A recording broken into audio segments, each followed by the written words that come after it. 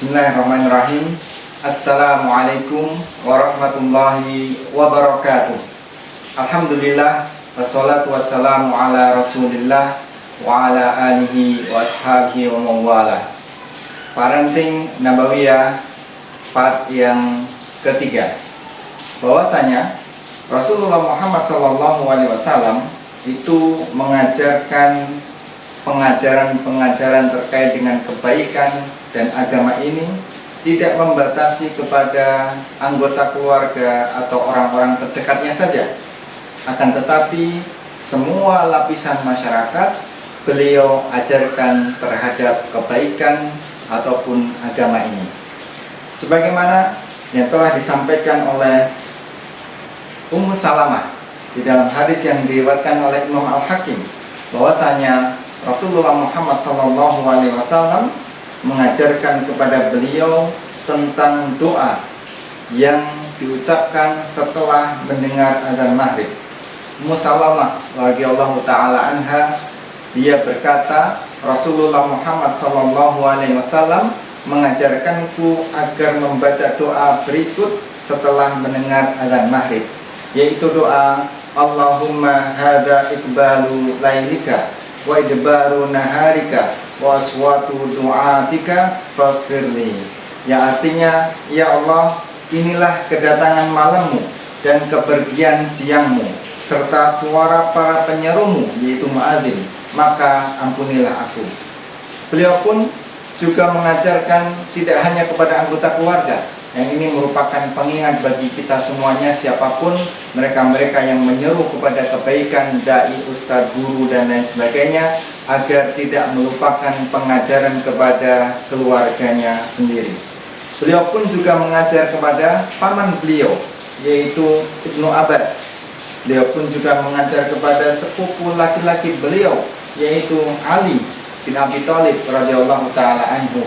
Beliau pun juga mengajar sepupu perempuan beliau, yaitu Duba'ah binti Az-Zubair atau anaknya Az-Zubair, yang beliau adalah merupakan paman Nabi Muhammad SAW. Beliau pun juga mengajar teman-teman beliau. Kita ketahui Abu Bakar, Umar, Utsman, dan sahabat-sahabat senior lainnya itu adalah merupakan teman-teman beliau. Maka beliau pun tidak melupakan pengajaran kepada teman-teman beliau. Beliau pun juga mengajar kepada para pemuda. Bahkan pemuda ini disebutkan oleh beberapa ulama merupakan aset terbesar yang dimiliki oleh Rasulullah Muhammad SAW, sehingga dakwah ini bisa dinamis, bergulir, dan terus berkelanjutan. Sebagaimana diriwayatkan oleh Imam Bukhari, bahwasanya Malik bin Al-Huwairis radhiyallahu taala anhu berkata, kami pernah mendatangi Rasulullah sallallahu alaihi wasallam, dan ketika itu kami adalah para pemuda yang masih usianya beliau, dan usia kami, rombongan itu, berdekatan usianya. Lalu kami bermukim bersama beliau di kota Madinah selama 20 hari. 20 hari. Beliau radhiyallahu ta'ala anhu adalah orang yang beliau sallallahu alaihi wasallam adalah orang yang sangat lembut. Tatkala beliau melihat kami, kumpulan para pemuda yang sudah berdiam selama beberapa hari tersebut, 20 hari, begitu menginginkan untuk bertemu dengan keluarga kami atau merindukan keluarga mereka, maka beliau pun menanyakan perihal keluarga yang kami tinggalkan, lalu kami menceritakannya. Kemudian beliau pun melanjutkan sabdanya, kembalilah kepada keluarga kalian, tinggallah bersama dengan mereka, ajarilah mereka dan perintahkanlah mereka. Dan beliau menunturkan beberapa perkataan yang dapat aku hafal sang perawi hadis dan tidak dapat dihafal oleh perawi hadis. Dan sholatlah sebagaimana kalian melihatku sholat. Jika waktu sholat tiba, hendaklah seorang dari kalian mengumandangkan azan, dan hendaklah orang yang paling tua di antara kalian menjadi imam daripada kalian. Ini adalah pengajaran terkait dengan kepada para pemuda, dan Masya Allah kita bisa mengambil banyak sekali faedah dari hadis ini. Kemudian beliau pun juga mengajarkan anak-anak Kita mengenal hadis yang mungkin cukup masyhur di antara kita, bagaimana beliau mengajarkan kepada Ibnu Abbas ketika masih berusia kecil, ketika Ibnu Abbas radhiyallahu ta'ala anhu membonceng kepada Nabi Muhammad SAW, dan beliau kemudian mewasiatkan agar jagalah Allah, niscaya Allah akan menjagamu, kemudian bertawakallah hanya kepada Allah Subhanahu wa taala, meminta pertolongan hanya kepada Allah Subhanahu wa taala, memohon hanya kepada Allah Subhanahu wa taala, dan seterusnya dan seterusnya. Artinya beliau mengajar anak-anak. Beliau pun juga mengajar kaum perempuan. Sebagaimana kita ketahui, beliau memiliki waktu-waktu khusus dan tempat-tempat yang khusus untuk menasihati kaum perempuan.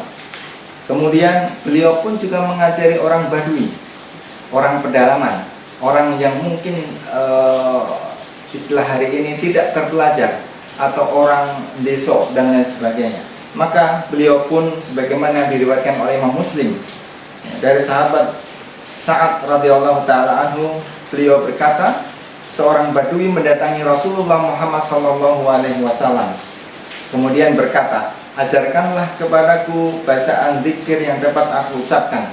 Maka beliau pun kemudian memerintahkan, bacalah la ilaha illallah wahdahu la syarikalah, Allahu akbar kabira, walhamdulillahi katsira, subhanallahi rabbil alamin, la haula wala quwwata illa billahil azizil hakim.